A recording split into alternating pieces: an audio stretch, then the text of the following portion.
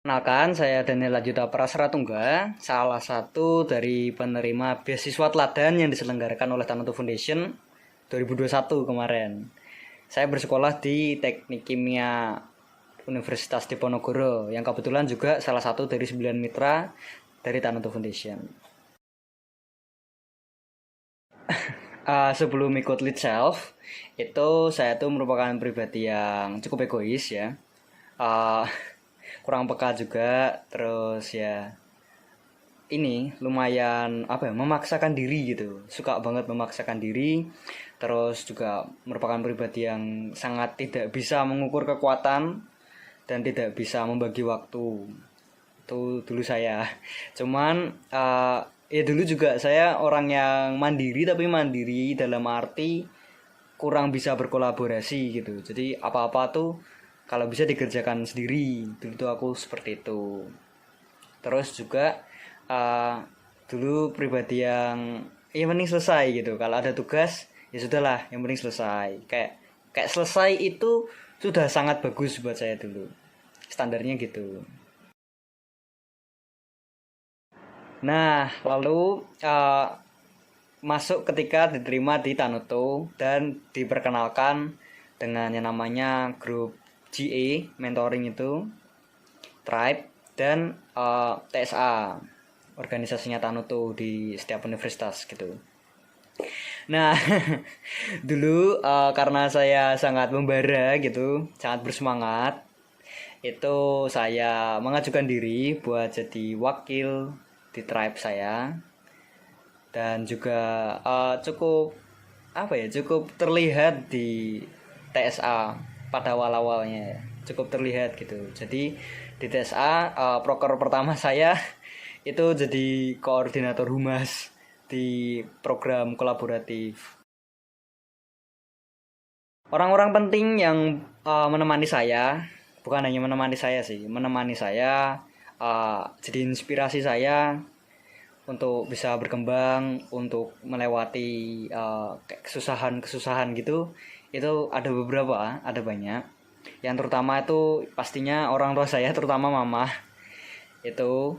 Terus yang kedua yang juga tidak kalah penting itu teman-teman klien saya. Mereka itu cukup apa ya, cukup mendorong saya buat berkembang gitu, cukup menginspirasi, cukup semacam menaikkan benchmark saya gitu, kayak standar bagus nih sekian gitu. Jadi saya tidak cukup puas, saya tidak mudah puas, sorry, saya tidak mudah puas. Dan juga kakak-kakak TSA Undip, karena mereka orang aktif, orang yang sibuk tapi bisa ramah gitu. Jadi saya cukup mengagumi mereka. Nah, sebagai anak teknik, teknik kimia, itu pasti tidak lepas dari yang namanya praktikum. Dan kebetulan di semester 2 ini, semester 2 kemarin, itu praktikum saya tulis tangan gitu. Jadi setiap kali ada revisi, ya nulis tangan dari salahnya gitu kan. Jadi kalau salahnya di halaman pertama ya berarti nulis dari pertama sampai terakhir gitu. Kalau salahnya fatal, perubahan formatnya banyak. Nah, itu tapi seperti yang sudah saya bilang tadi, saya juga ditunjuk jadi koordinator humas di proyek kolaboratif. Ditambah saya punya beberapa organisasi di luar Tanuto yang kebetulan saya juga jadi koordinator juga di saat yang bersamaan. Itu, nah itu tantangan pertama sih. Tapi puji Tuhan bisa dilewati. Hanya saja saat itu saya meremehkan yang namanya stres, karena jujur di awal-awal saya lead self ini, itu saya pribadi yang tahan stres. Sebelum nanti itu saya tuh pribadi yang sangat tahan banting gitu menurut saya ya, sebelum di pertengahan semester 3 nanti. Nah itu jadi kayak stres sebanyak apapun tuh saya bisa menangani di awal semester 2. Jadi saya kesalahan saya tuh meremehkan yang namanya stres, meremehkan yang namanya coping gitu, karena saya merasa tidak begitu berdampak terhadap stres.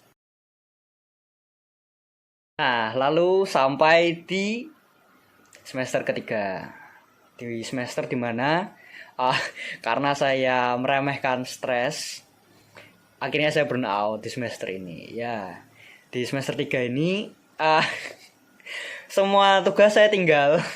Bener-bener saya tinggal sebagai wakil juga. Sebagai wakil di grup mentoring juga saya sangat tidak aktif. Saya hilang. Maaf Kak Cie, maaf Kak Marlin. Itu saya burn out parah sampai uh, sampai nggak bisa ngerjain apapun. Jadi kayak apa ya? Terdapat dorongan untuk tidak mengerjakan apapun dan mau mengerjakan sesuatu rasanya tuh berat banget, rasanya capek banget gitu. Oh, enggak enak lah pokoknya men. Itu sangat tidak enak. Dan burnout ini tidak tertangani sampai semester kedepannya gitu. Jadi selama 1 semester tuh saya burnout.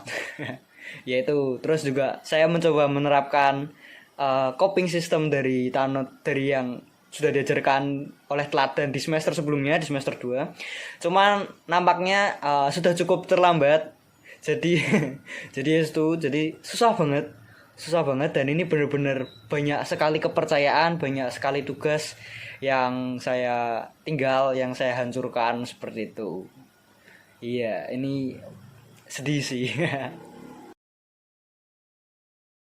Nah, gara-gara burnout, ya pada orang ya seperti orang burnout pada umumnya pasti efektivitasnya menurun gitu kan.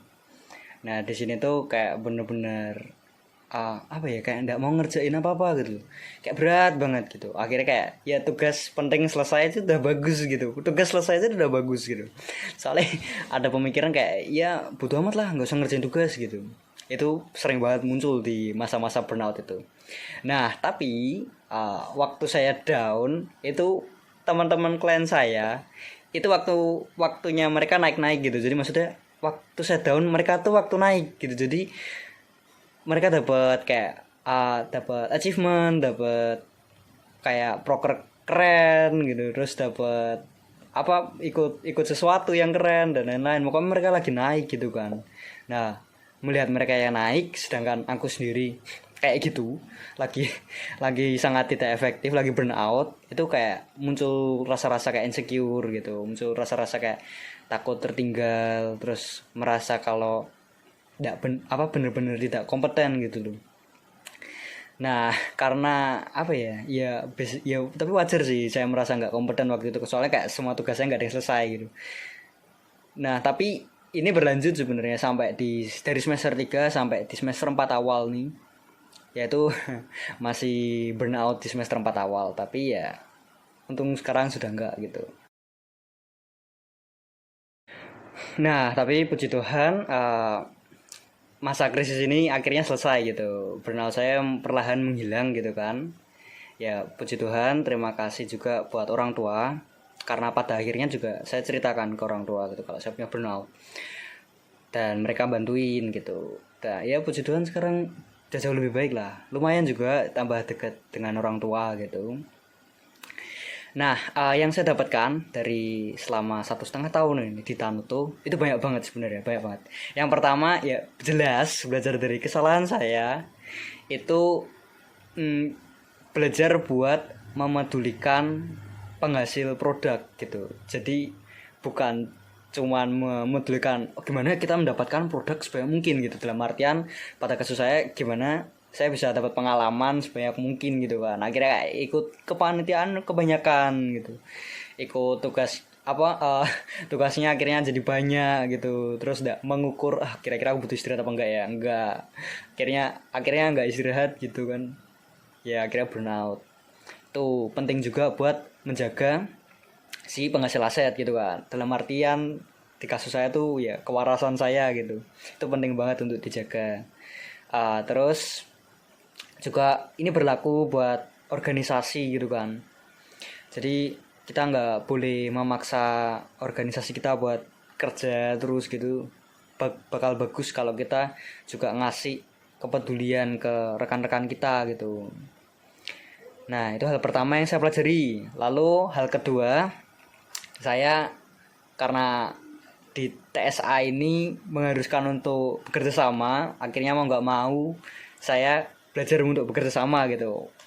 Waktu proker pertama saya, waktu kolaboratif itu kebetulan kepala humasnya bukan hanya saya, cuman ada satu orang kepala humas dari pihak kolaboratifnya, dari pihak yang berkolaborasi dengan TS Undip. Nah, jadi kepalanya dua nih. Itu jujur saya gagal sih buat bekerja sama, karena pada akhirnya saya bagi prokernya. Jadi aku ngurusin apa, dia ngurusin apa gitu, karena kita nggak cocok gitu loh. Nah itu ya cukup gagal sih ya, bisa dinilai. Tapi belakangan ini juga akhirnya saya mulai mencoba lagi, dan cukup menyenangkan sebenarnya untuk bekerja sama, untuk mengandalkan orang lain juga gitu. Terus juga banyak masalah, banyak pekerjaan yang bisa cepat selesai kalau kita kerja bareng gitu ternyata. Nah, karena burnout saya sudah hilang, juga saya sudah cukup semangat buat mengerjakan tugas lagi. Itu jujur produktivitas saya meningkat. Terus juga ya sedikit-sedikit lah, jadi kembali ke seperti dulu gitu. Cuman dengan kepedulian akan menjaga kewarasan gitu. Nah itu bagusnya itu. Mungkin untuk saya pada lead self ini masih di tahap return gitu ya, di tahap kembali gitu. Kalau dari yang hero's journey tadi kan, itu saya masih di tahap return, sedang memperbaiki kesalahan-kesalahan, kekacauan-kekacauan yang sudah saya bikin beberapa bulan belakangan ini gitu. Ya puji Tuhan bisa baik lagi sih seperti sekarang. Ya tidak sabar untuk menunggu program dari Tanoto Foundation ke depannya.